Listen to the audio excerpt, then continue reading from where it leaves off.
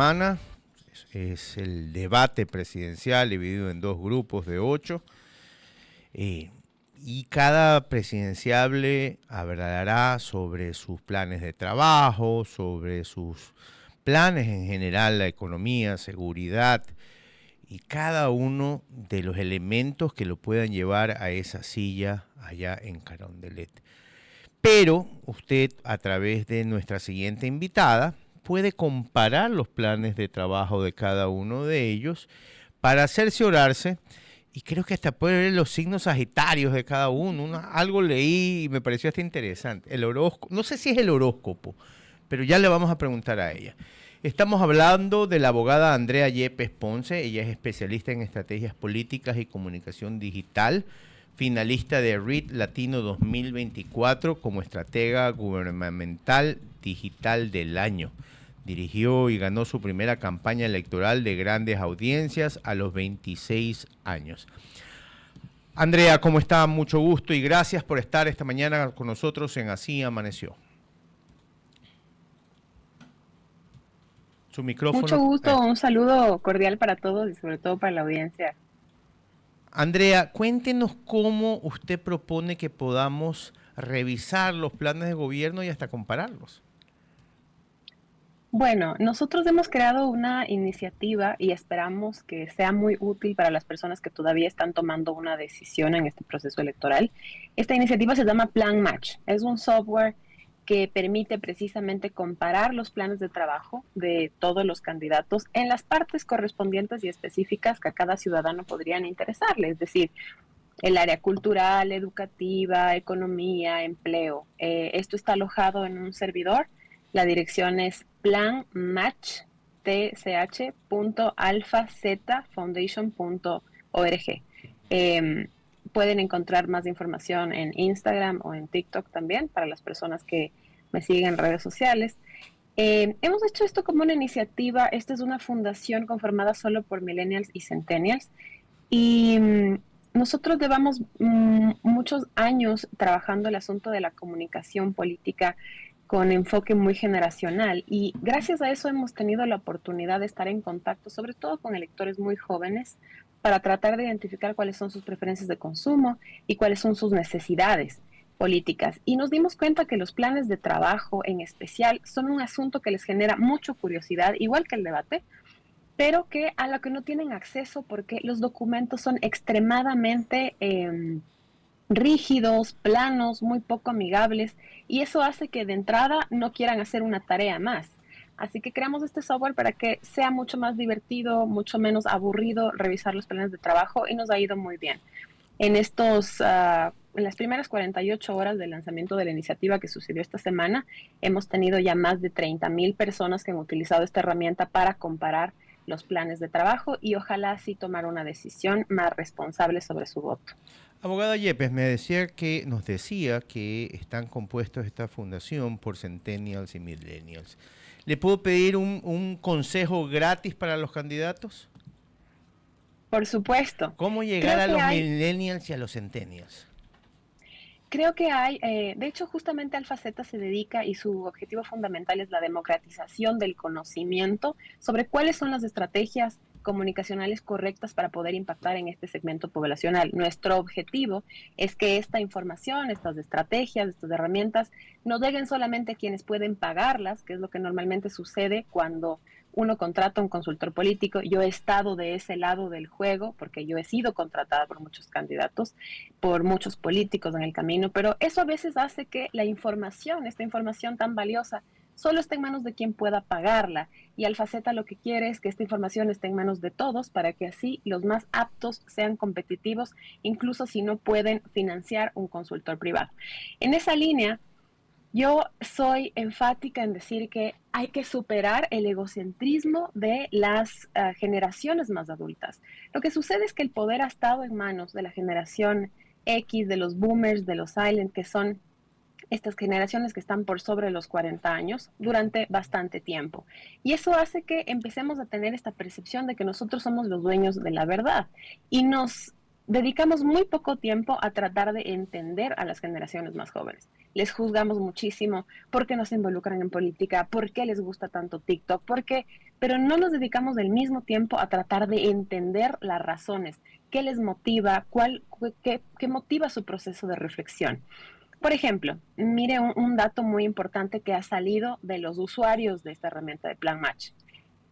La gente joven no es gente de un análisis superfluo, más allá de lo que los políticos pueden pensar. Y si se tomaran el tiempo de escucharles, lo sabrían. ¿Qué es lo que ellos reclaman? Que los planes de trabajo están llenas de propuestas sin fondo. No te dicen cómo, no te dicen cuándo, no te dicen cuánto va a costar. ¿Y qué es la cosa graciosa? Les hablan de temas como inteligencia artificial a personas que sí están coexistiendo con ese ecosistema.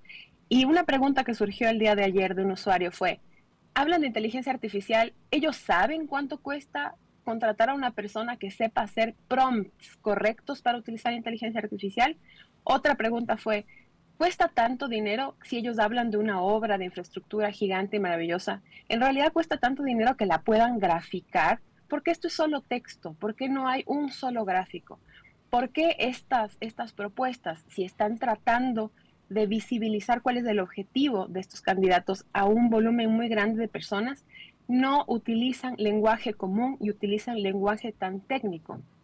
Estos razonamientos que yo le doy son razonamientos de personas menores de 30 años. Entonces, el gran problema de la clase política ecuatoriana y del Círculo Rojo es creer que los votantes jóvenes no tienen cerebro y no les importan las cosas de fondo de la política. Sí les importa. Y por supuesto que cuando revisan los planes de trabajo se darán cuenta quién se tomó más y quién se tomó menos tiempo en presentarle al país y a los votantes cuál es la intención que tiene para gobernar. Son las 8:22 de la mañana y estamos conversando con Andrea Yepes, quien es especialista en estrategia política. Abogada, si hablamos de estas propuestas de los candidatos que tenemos y están procesadas dentro de esta plataforma, ¿cómo ha sido justamente el tratamiento de estas para publicarlas y tener esta comparación adecuada entre todos? Nosotros hemos utilizado un equipo de 5 expertos que también son voluntarios de la Fundación para la diagramación y el análisis de la información. Sucede otra cosa muy particular.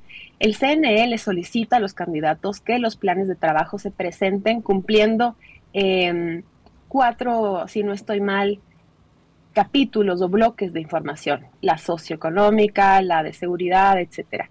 Pero los candidatos son libres de presentarlo como ellos quieran. Entonces, no hay un orden específico, no hay un listado, un temario eh, específico de qué es de lo que todos tienen que hablar.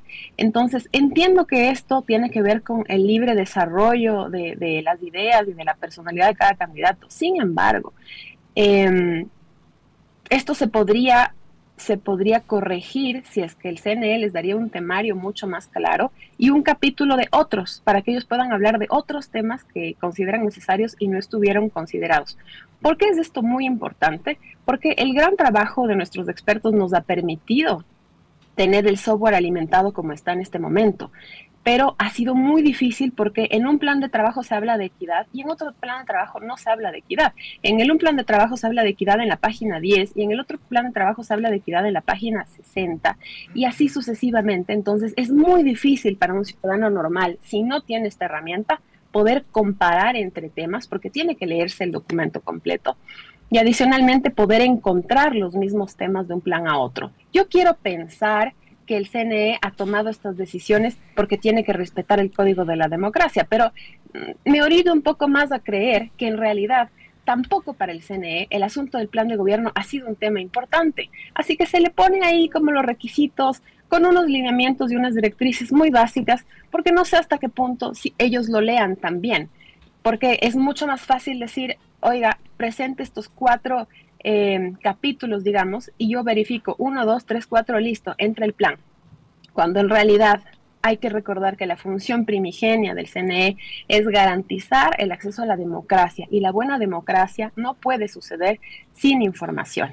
Así que esa ha sido parte de la metodología que hemos utilizado y bien como se decía, hemos integrado también un capítulo sobre cartas astrales porque este es un asunto muy trend en medio de estas generaciones. Creo que todos en el grupo de millennials y centennials, sobre todo en centennials, tienen una cultura general elevada sobre asuntos de astrología, metafísica, así que hemos incluido ese elemento por ser un asunto, un insight cultural importante para estas generaciones. Andrea, pero fuera de ese insight cultural que es bastante peculiar, ¿no? Dentro de esta generación, ¿no sería desvirtuar un poco la dinámica original de la política de un país?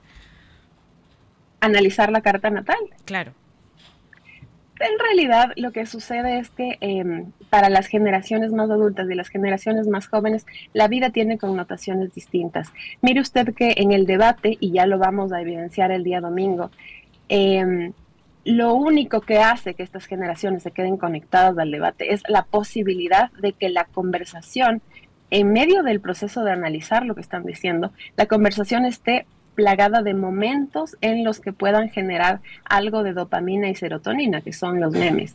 Lo que sucede es que esta infoxicación de la información de la que hablan muchos expertos, el estar expuesto a más de 1.200 contenidos diarios, solamente en una sola plataforma, hace que las mentes de estas generaciones, específicamente centennials y alfas, tengan graves problemas de atención, graves problemas de estrés por el manejo de estos volúmenes tan grandes de información, y eso hace que, como un mecanismo de defensa, se hayan adoptado estas costumbres de comunicarse a través del humor, que por cierto, el humor ha sido una herramienta de comunicación desde los orígenes de la historia.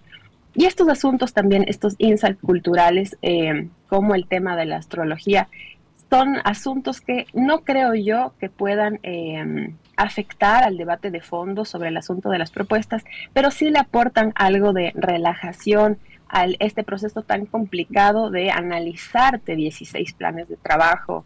De paso, mientras estás haciendo esto, puedes tener un momento, un espacio de relajación, de distensión, un break cerebral cuando recibes esta información que no tiene, entre comillas, nada que ver con lo que estás revisando originalmente. Andrea, muchísimas gracias. La vamos a contactar la próxima semana a ver qué dijeron los millennials y los centennials del debate, ¿le parece? Con muchísimo gusto. Invitados, por favor, a compartir esta herramienta. Ojalá, o los planes de trabajo en sí mismos, sin mediar de la herramienta, aunque la herramienta les va a facilitar bastante la vida. Creo que es súper importante que este voto que vamos a tener sea un voto muy reflexivo. Estamos viviendo una coyuntura muy especial, teniendo dos candidatos que están disputándose la elección casi punto por punto y con una gran probabilidad de ganar incluso en primera vuelta. Así que creo que ahora es más importante que nunca que el voto de los indecisos sea un voto reflexivo. Así que si son profesores, compártanlo con sus alumnos, si pueden compartirlo con su familia también, y ojalá poco a poco vayamos generando esta cultura del voto reflexivo en el Ecuador. ¿Me repite la dirección? Por favor. planmatch.alfazfoundation.com. Yo se lo voy a enviar en un ratito, por favor, a ver si incluso se puede aparecer en pantalla para que sea más sencillo para la gente poder llegar. Así será. A mí, sin ser centennial ni millennial, lo de la carta astral me tiene intrigado, así que hoy me voy a meter en ese tema. Y ojo, no soy ni centennial ni millennial, obviamente. Andrea, el alma no tiene edad, el alma no tiene edad ni corte demográfico. Así es. Andrea, muchas gracias una vez más por haber estado con nosotros. Gracias a ustedes. Un muy buen día. Era Andrea Yepes, la abogada especialista en temas electorales, en campañas, en comunicación, y que me gusta mucho es el enfoque que le da a los centennials y a los millennials, porque la vez pasada fueron parte importante de la votación para el presidente actual, Daniel Noboa.